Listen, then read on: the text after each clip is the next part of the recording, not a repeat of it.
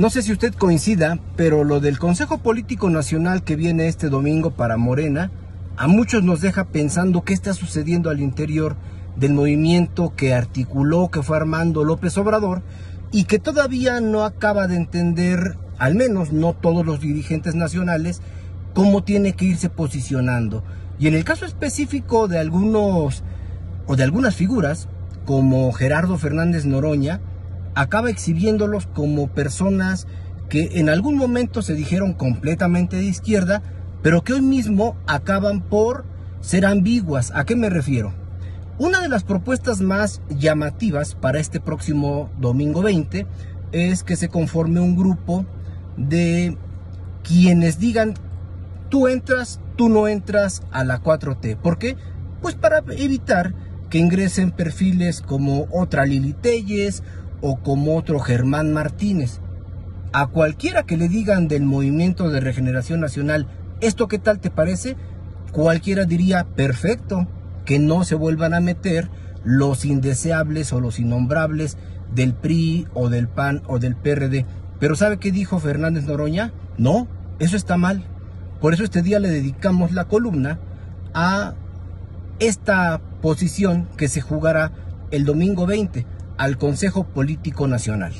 El Movimiento de Regeneración Nacional ha transformado el panorama político mexicano en poco más de una década, pero con todo y sus expectativas hay cosas que no se han modificado.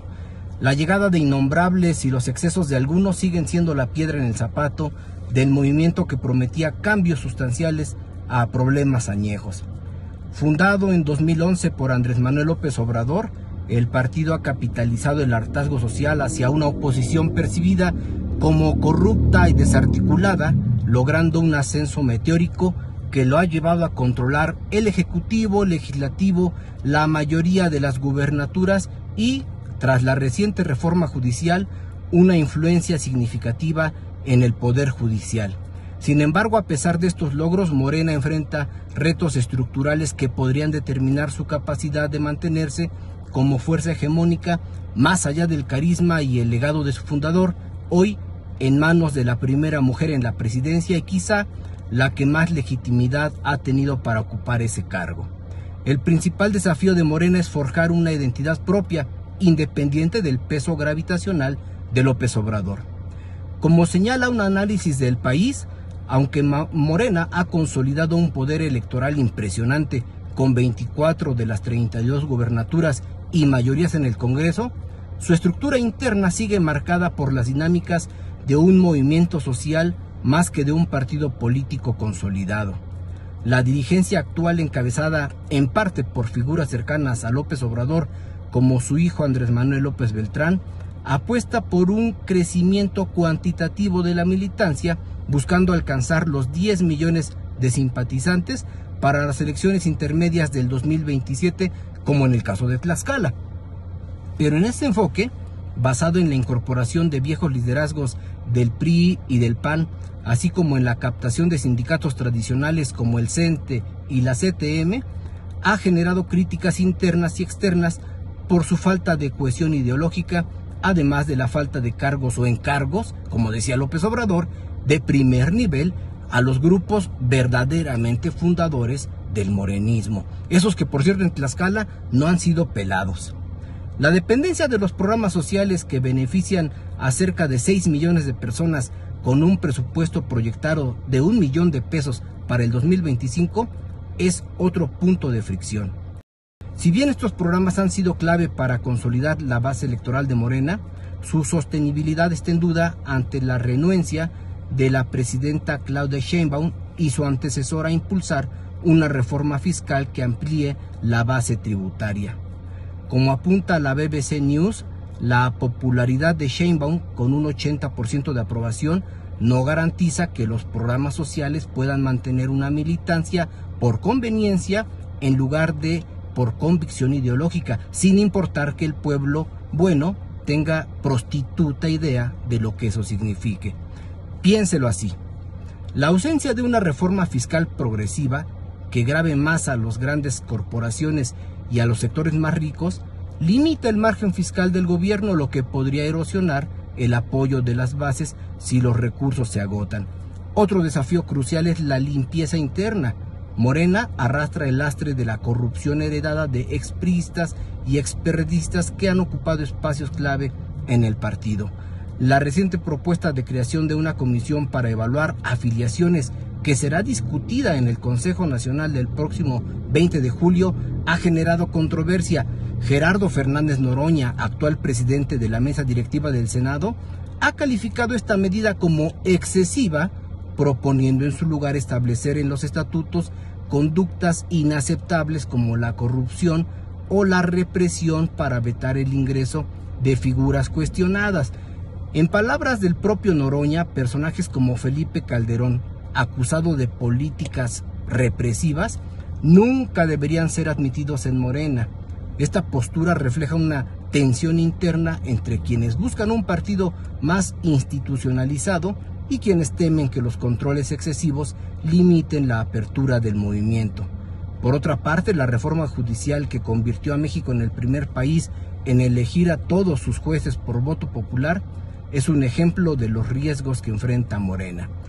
Aunque presentada como una herramienta para combatir la corrupción en el Poder Judicial, la baja participación del 13% en las elecciones judiciales del 2025, según la BBC News, cuestiona su legitimidad popular.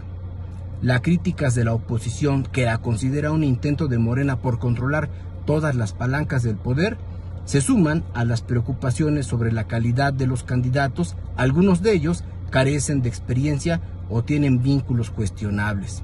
Reformas similares como las de telecomunicaciones y la transferencia de la Guardia Nacional a la Secretaría de la Defensa también han generado críticas por su impacto en el equilibrio de poderes, quizá porque hubo cuidado, muy poco por cierto, en su explicación.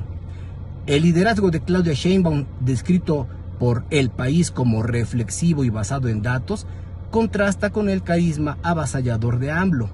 Lo he dicho y lo repetiré hasta el cansancio.